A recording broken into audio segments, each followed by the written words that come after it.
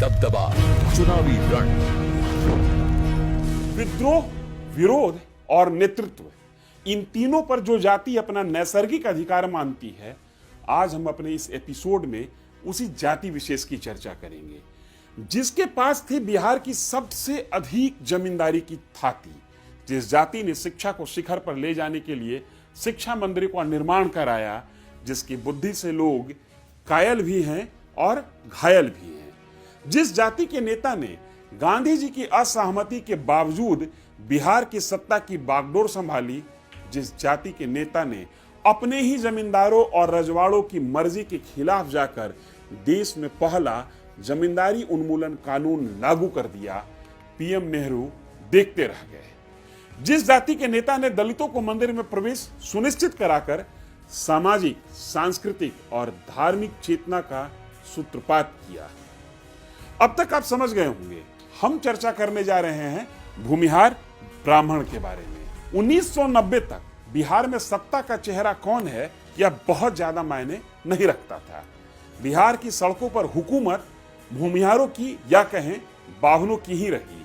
लेकिन ऐसा क्या हुआ कि बिहार की विकास की नींव रखने वाली ये जाति 1990 के दशक के बाद से लगातार राजनीतिक रूप से अपनी उपस्थिति दर्ज कराने के लिए संघर्ष कर रही है। सामाजिक न्याय और हिंदुत्व की प्रयोगशाला में यह जाति बंदूक उठाने के बाद अब उस जमीन की ओर नहीं लौट रही जहां इनके पुरखों की निशानी है, बल्कि यह समाज नए प्रोफेशन में अपना दबदबा कायम करने पर उतारू है। भूमिहार है कौन? इस सवाल पर समाज मंथन करता रहा है, लेकिन सच क्या है प्रमाणों के साथ हम आपको बताते हैं। सामाजिक विज्ञान के विद्वान इस जाति को ब्राह्मण जाति के साथ जोड़ते हुए ब्राह्मणों के आयाचक परंपरा से जोड़ते हैं। स्वामी सहजानंद सरस्वती ने अपनी किताब ब्रह्मर्षि वंश विस्तार में इसके बारे में विस्तार से बताया है। ब्राह्मणों के पारंपरिक 6 कर्म हैं: यज्ञ करना, यज्ञ कराना, दान लेना, दान देना, वेद पढ़ना और वेद पढ़ाना। इसके 3 कर्मों यज्ञ कराना, वेद अध्ययन करना, दान देना को भूमिहार ब्राह्मण जाति के लोगों ने अपनाया। एम.एस. सेरिंग ने अपनी किताब हिंदू ट्राइब्स एंड कास्ट में भूमिहारों के द्वारा ब्राह्मणों के 3 कर्म अपनाने की चर्चा की है। यही है आयाचक का मतलब। जैसा कि नाम से भी स्पष्ट है, ये वो वर्ग है जिसने आजीविका के लिए भूमि को ही आधार बनाया। भूमिहारों की पहचान जमींदारी शब्द के साथ हुई है। यह समाज अपनी पहचान भगवान विष्णु के 6ठे अवतार ऋषि परशुराम के साथ जोड़ता है। मान्यता है कि परशुराम ने जब पृथ्वी पर क्षत्रियों का संहार किया तब उनकी जमीन को ब्राह्मणों के बीच बांट दी। जिन ब्राह्मणों को उनके द्वारा दी गई जमीन मिली वे भूमिहार ब्राह्मण कहलाए। एक मत यह भी है कि जो भूमि सैनिक सेवा या किसी खास सुरक्षा के लिए दी गई वो अग्रहार की जमीन हुई और अग्रहार की जमीन प्राप्त करने वाला ब्राह्मण भूमिहार ब्राह्मण कहलाए। चंद्रगुप्त मौर्य के दरबार में रहने वाला मेगास्थनीज, जो कि एक यूनानी राजदूत था, उसने भी अपनी पुस्तक इंडिका में लिखा है कि मगध क्षेत्र के कुछ ब्राह्मण आवश्यकता पड़ने पर सैन्य सेवा देते थे। यह मत चीनी यात्री फाहियान के द्वारा भी दिया गया है और अंग्रेजी लेखक फ्रांसिस बुकानन ने भी अपनी पुस्तक में मगध और वाराणसी क्षेत्र में मिलिट्री ब्राह्मण की चर्चा की है। Major general GD. बख्शी ने अपनी किताब गार्डियंस ऑफ द गेट में भूमिहारों को सिकंदर और पोरस वाले पोरस से जोड़ते हैं। कहते हैं अलेक्जेंडर और पोरस के युद्ध के बाद चंद्रगुप्त मौर्य ने नंद वंश को समाप्त करने के लिए जिस सेना का प्रयोग किया था वो पोरस की ही सेना थी और चंद्रगुप्त के साथ ये पश्चिम से बिहार पहुंचे। गौरतलब है कि पोरस एक ब्राह्मण राजा था और उसके सैनिकों में भी ब्राह्मणों की बड़ी संख्या थी।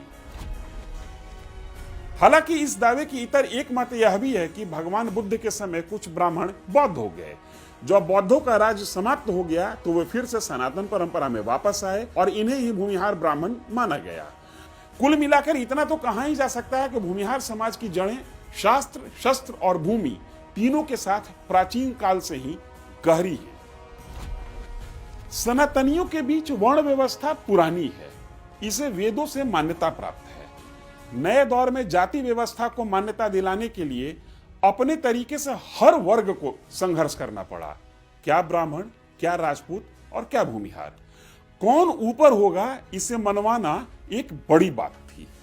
अंग्रेजी हुकूमत ने जनगणना कराने का मन बनाया। इसमें वे अपनी इच्छा के अनुसार किसी भी जाति का क्रम ऊपर नीचे कर देते थे। लिहाजा यहां पर विद्रोही मानसिकता वाली भूमिहार जाति के लिए एक नया संकट था। 1872 और 1881 की जनगणना में अंग्रेजों ने भूमिहारों को जानबूझकर तीसरे पायदान पर रखा। के पीछे की वजह दिलचस्प है।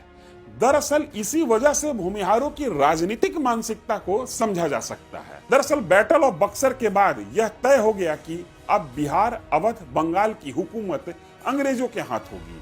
लेकिन बिहार और अवध के भूमिहार राजा और जमींदार इसके लिए तैयार नहीं थे। अंग्रेज अधिकारी JWF जेम्स ने लिखा कि बक्सर युद्ध के बाद से ही इस इलाके में, मतलब वाराणसी और मगध के क्षेत्र में, बिहार के क्षेत्र में विद्रोह की आहट महसूस हो रही थी।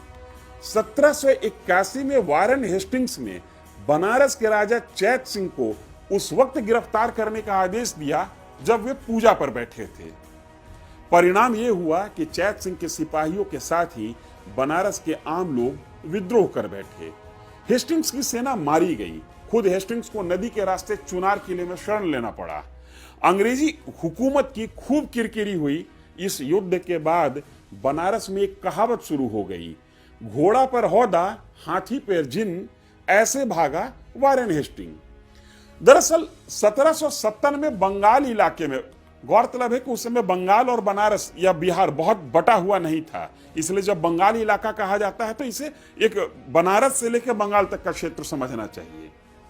दरअसल 1770 में बंगाल इलाके में भारी अकाल पड़ा। बावजूद इसके अंग्रेज लगान वसूलने के लिए स्थानीय रजवाड़ों और जमींदारों पर दबाव बना रहे थे। उनकी डिमांड ने जमींदारों के अंदर खींच पैदा कर दी। खासकर भूमिहार जमींदार जो अग्रहार की जमीन के मालिक थे, उनमें से अधिकांश को लगान ना देने की आदत थी। कुटुंबा के जमींदार राजा नारायण सिंह, बच्चू सिंह, नरहट के जमींदार राजा अकबर, ये सब बनारस के उकसावे पर अंग्रेजों के नाक में दम कर रखे थे। इनसे निपटने के लिए ईस्ट इंडिया कंपनी योजना बना ही रही थी कि हुसेपुर यानी आधुनिक हथुआ स्टेट में अंग्रेजों के खिलाफ गुरिल्ला युद्ध छेड़। भूमिहारों और अंग्रेजों के बीच रस्साकसी यही नहीं थमी। 1857 की क्रांति में अवध और बिहार बंगाल के भूमिहार जमींदार या तो अंग्रेजों के साथ रहे या तटस्थ रहे। फिर भी भूमिहारों ने कुछ ऐसा कर दिया कि अंग्रेज बिदक गए। 1857 की गदर के समय तक भूमिहार राजाओं और जमींदारों ने अपने आप को एडजस्ट कर लिया था, लेकिन इस गदर में दो घटनाएं ऐसी हुई कि अंग्रेज एक बार फिर भूमिहार से नाराज हो गए। खुफिया खबरों के मुताबिक गदर करने वाले लोगों के लिए वाराणसी और टिकारी के राजा अप्रत्यक्ष रूप से सहयोग कर रहे थे। वहीं 1857 की क्रांति का नायक मंगल पांडे हैं, जो कि जाति से भूमिहार हैं। लिहाजा अंग्रेजों ने ठान लिया कि इस जाति का मनोबल किसी भी हाल में बढ़ने नहीं देना है। 1872 और 1881 की जनगणना में भूमिहार जाति को ब्राह्मण राजपूत के बाद तीसरा स्थान दिया गया। शासन की नजर में भूमिहारों को मिलने वाली प्रिविलेज का लेवल 3 था। अब भूमिहारों के लिए सवाल उनकी सामाजिक साख को लेकर था। 1889 में बनारस के राजा श्री प्रभु नारायण सिंह के नेतृत्व में प्रधान भूमिहार ब्राह्मण सभा का गठन हुआ। यही संगठन 1896 में भूमिहार ब्राह्मण महासभा में तब्दील हो गया। खैर 1911 के सेंसस में भूमिहारों की लड़ाई रंग लाई। इस साल हुए जनगणना में भूमिहारों को ब्राह्मण माना गया, लेकिन भूमिहारों की इस मुहिम का याचक ब्राह्मण या कहें पुरोहिती करने वाले ब्राह्मण विरोध कर रहे थे। उनको जवाब देने के लिए आगे आए स्वामी सहजानंद सरस्वती, जो कि उत्तर प्रदेश के रहने वाले थे। 1916 में उन्होंने एक किताब लिखी, भूमिहार ब्राह्मण परिचय।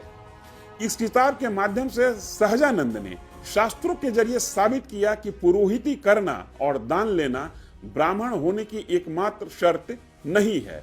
भूमिहारों के ब्राह्मण होने की इस बात पर अब शास्त्रीय मुहर लग गई। यह संभव नहीं है कि किसी भी जाति के बारे में संपूर्ण प्रमाणिक तथ्य आधे घंटे के वीडियो में दिया जा सके। जिसकी जड़ें गहरी होती हैं उसकी जड़ी उतनी ही उलझी होती है। हर जाति के हर पहलू को छूने के लिए महीनों का मंथन और दिनों तक चलने वाली विवेचना भी कम पड़ जाएगी। हम भूमिहार जाति पर ही अपने वीडियो के पार्ट 2 में बताने की कोशिश करेंगे कि भूमिहारों ने अपनी रक्त शुद्धता बनाए रखने के लिए कैसे नियम बनाए और 1857 से लेकर आजादी की पूर्व संध्या तक इस जाति का क्या योगदान रहा।